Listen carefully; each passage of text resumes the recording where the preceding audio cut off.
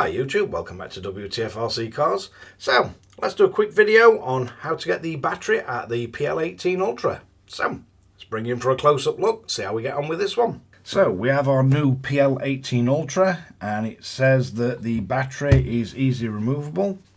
If we flip the transmitter over, you do have like a latching sort of mark on here to say locked, unlocked.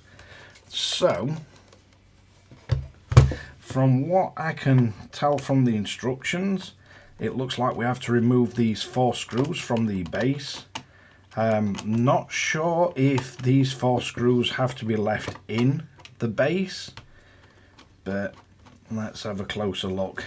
It seems rather strange that it's got a way to lock and unlock the base, but we've still got 4 screws, so you're requiring a screwdriver to take it apart.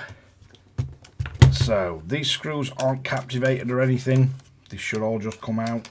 So they should also all be exactly the same size. So if we flip the transmitter around now, it says we slide it that way and then you just remove it.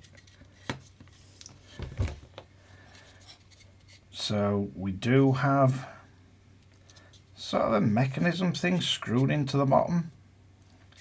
Not really sure if that's going to be for like some kind of locking charging base or something, but so once we get the bottom off, we can see the SD slot, which would be very useful for HTX. In fact, if I flip it that way, it might look even better for you. Then we do have a JST connection, so if we do that, we can unplug the actual power cable.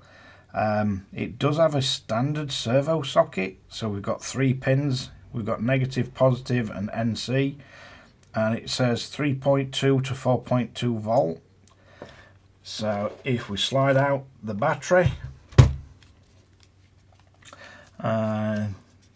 feels like it's running on 318/650s, but it does say 7,800 milliamp hour, so 31.32 watt hour, and they are 18650s, so it is running in 1S3P 3.6 volt.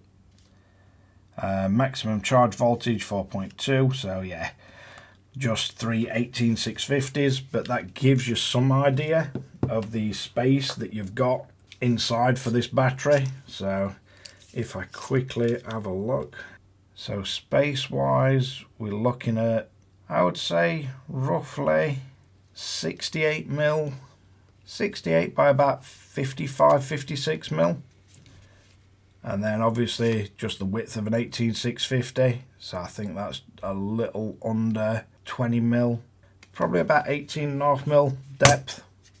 But yeah, it is very easy to get this battery out.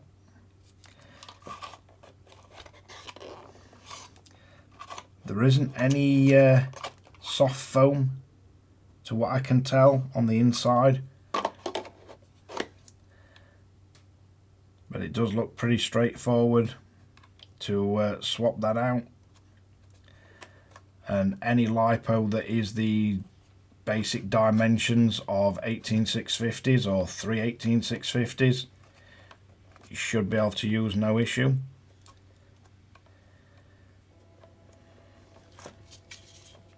We do have the foam on the end here to hold against the battery.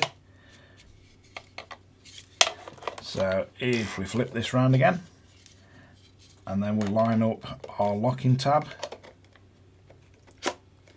we can just slide it across. So yeah, not sure why it's got 4 screws in the bottom of that. I mean, literally, if you put 1 in, it's locked. It ain't gonna move.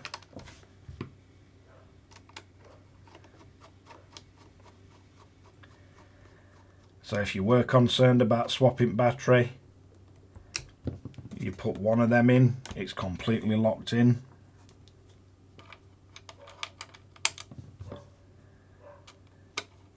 But nice to see it's a removable battery. And with it being 18650 based, they are pretty bulletproof batteries, 18650s.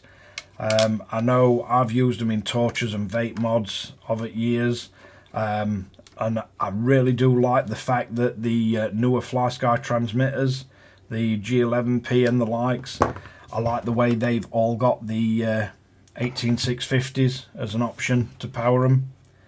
But yeah, that's the transmitter back together. Which switch have I left in the up position? There we go.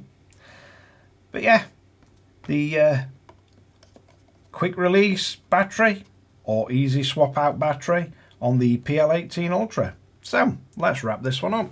So there you have it, how to remove the battery from the PL18.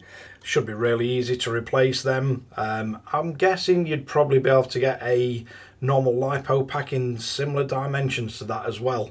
So yeah, plenty of options. I do think the screws in the bottom is just FLYSKY being extra especially safe on it. If swapping the battery is something you're going to be doing on a regular basis, I don't think there's any issues just using one screw in the bottom. It does sort of clip in, so technically you could get away with not using any, but I would just pop one in just to stop it getting knocked off. But yeah, thanks again for watching Wtf Rc Cars. Don't forget to like and subscribe, hit the notification bell, share to friends and family, and catch you guys again in the next one.